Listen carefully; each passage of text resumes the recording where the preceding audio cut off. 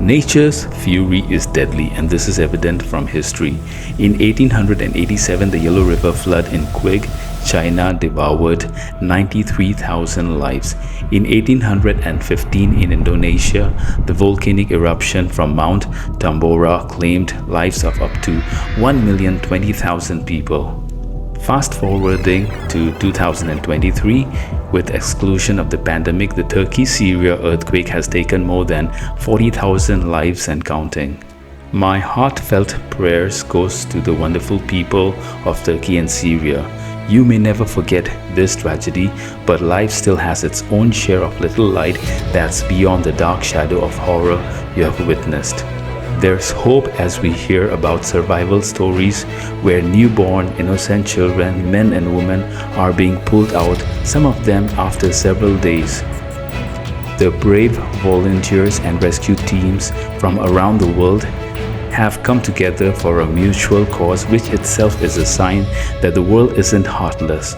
And we have got compassionate people who have greater love for their fellow world citizens that they are ready to lay their lives for.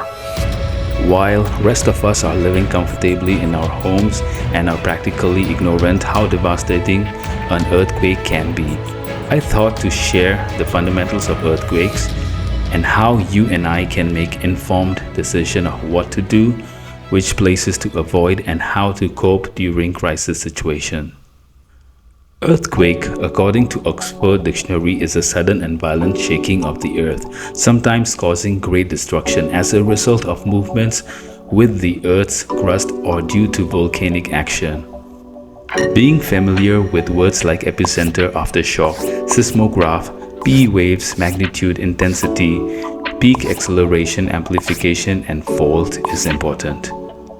Meanwhile, please note, this research cannot cover every aspect of the subject, but it will definitely prove useful to people who, like me, aren't geologists or seismologists. Said that, let us try to understand some of the terms a seismologist frequently uses. Number 1. Epicenter. It is the point on the Earth's surface which is vertically above the focus of an earthquake. Number 2. Aftershock. It is an earthquake following the main shock of a larger earthquake. Number 3. Seismograph or seismometer. It is a device that geologists use to measure and record seismic waves. Seismic waves are elastic waves in the earth produced during an earthquake or a massive explosion like a nuclear test.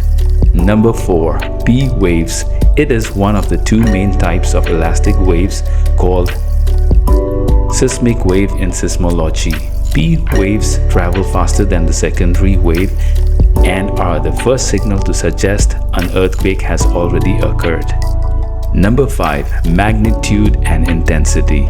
The measure of earthquake size is the magnitude and it remains unchanged with distance, whereas intensity describes the degree of shaking caused by an earthquake at a given place and minimizes or decreases further as the distance widens, especially from the epicenter.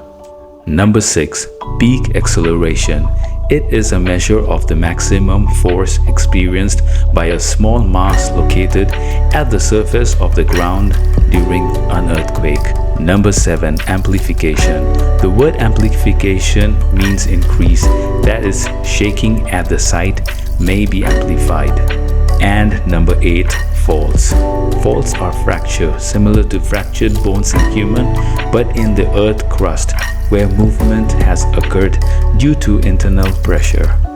There are 4 types of earthquakes: tectonic, volcanic, collapse, and explosion. According to United Nations, a tectonic earthquake is one that occurs when the Earth's crust breaks due to geological forces on the rock and the adjoining plates that causes physical and chemical changes. A volcanic earthquake is an earthquake that results from a tectonic forces which occur in conjunction with volcanic activity. A collapse earthquake are small earthquakes in underground caverns and mines that are caused by seismic waves produced from explosion of rock on the surface.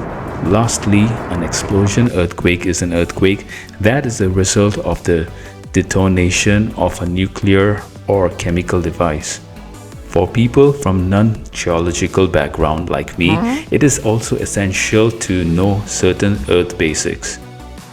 That is, that the earth is made up of 4 parts or layers. First, a solid inner core. You may say that it is the heart of the earth. Secondly, a molten or liquefied outer core. Thirdly, the thick and most solid mantle, which approximately is 4% of Earth's volume. Fourthly, the comparatively thin crust, which varies between 5 to 50 kilometers in thickness. And fifthly, the outer skin of the Earth, which is not one plain continuous surface, but is composed of massive segments called tectonic plates. It is like several plates covering the Earth, but there are gaps between these shield-like plates. When they are moved or disturbed due to aggressive accumulating pressure from underneath because of liquefied rocks or molten rocks, which are boiling at 700 degrees or 1300 degrees Celsius, it creates friction between the plates, eventually creating waves so strong that it's capable to flatten buildings on the surface of the earth. These are tectonic earthquakes and not the other earthquakes that we talked about earlier.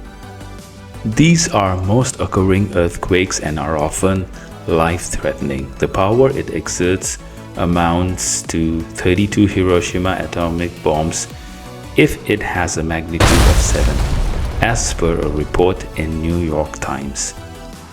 This type of earthquake may occur in any part of the world, but about 80% occur at the Circum-Pacific seismic belt, which is found along the rim of the Pacific Ocean. There are also 2 other regions of the world that are prone to earthquakes.